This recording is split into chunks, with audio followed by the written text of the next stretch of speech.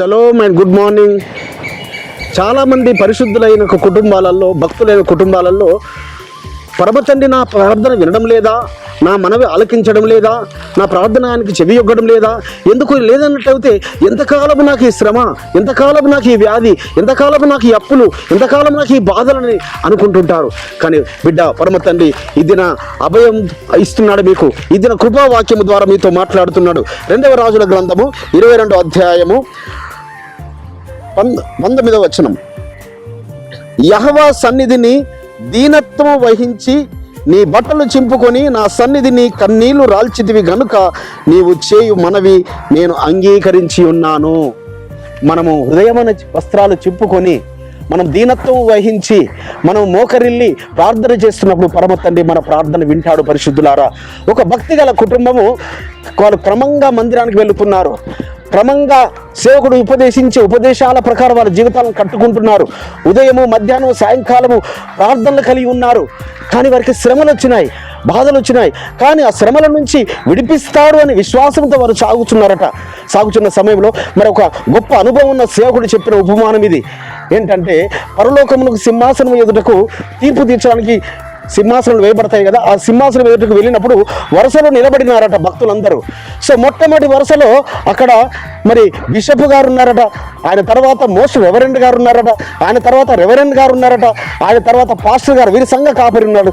ఆ తర్వాత ఈ యొక్క దీన కుటుంబం, ఈ భక్తి గల కుటుంబం ఉన్నారట. వీళ్ళు భయపడుతూ అనుకుంటున్నారు, మేము పరమ తండ్రి మాకు మా ఎడల కార్యము చేస్తాడో లేదో, ఆయన పరలోకం చేర్చుకుంటాడో లేక పాతాళముకు అప్పగిస్తాడో అనుకుంటున్నారట. ఆ సమయంలో మరి బిషప్ గారిని ఆయన చూసి నువ్వు ఈ పాతాళం వైపు వెళ్ళానట.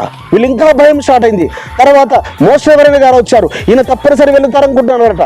ఈయన ఆ వైపే, ఆ యొక్క పాతాళం వైపుకే వెళుతున్నట. రెవరెండ్ గారు ఈ విధంగా తర్వాత సంఘ కాపరి, మా సంఘ కాపరి చాలా మంచి ఆయన, చాలా భక్తి గలవారు, ఈయన వెళుతారనుకుంటున్నారట. కానీ ఆయన హృదయంలో ఉన్న రహస్య పాపం మీకేం తెలుసు పరిశుద్ధులారా, ఆయన పాతాళం వెళ్ళాడట. ఈ భక్తి గల కుటుంబం అక్కడికి వెళ్ళినప్పుడు వారు పరలోకం గేట్ వాళ్ళకు తెరవబడ్డాయట. కాబట్టి పరిశుద్ధులారా, మన భక్తి గల జీవితాన్ని మనం కాపాడుకున్నప్పుడు సేవకుల వారి వైపు చూడొద్దు, ఎవరి వైపు చూడొద్దు, మనము ఆయన వైపు చూడాలి. నీ కొరకు బలియాగమైన, నీ కొరకు ప్రాణం పెట్టిన ఆ నజరేయుడైన యెహోవా వైపు చూడాలి. నీ ప్రార్థన ఆలకిస్తాడు, నీ ప్రార్థనకు జవాబిస్తాడు. ఆలస్యం అవ్వచ్చు కొన్ని మార్లు, బట్ ఆయన నిన్ను మర్చిపోయేవాడు కాదు, అలక్ష్యం చేసేవాడు కాదు. కాబట్టి అట్టి కృప పరమ తండ్రి ఆయన మనందరికి అనుగ్రహించును గాక. ప్రార్థన చేసుకుందాం. పరిశుద్ధుడైన తండ్రి, దీనత్వం వహించి తగ్గించుకొని కన్నీళ్లతో చేసే ప్రార్థన, హృదయము అనే వస్త్రములు చింపుకొని చేసే ప్రార్థన మీరు అలక్ష్యం చేయరయ్యా. మీరు కృప చూపువారు, జవాబునిచ్చేవారు, మీ నిత్య రాజ్యమునకు, మహిమ రాజ్యముకు చేర్చుకునే వారు ఉన్నారని మీకు స్తోత్రములు చెల్లిస్తూ నజరేయుడైన యెహోవా మెస్సీయ నామమున స్తుతించి వేడుకుంటున్నాం పరమ తండ్రి.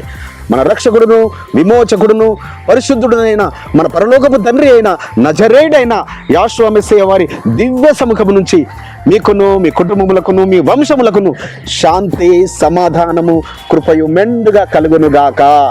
ఆమేన్.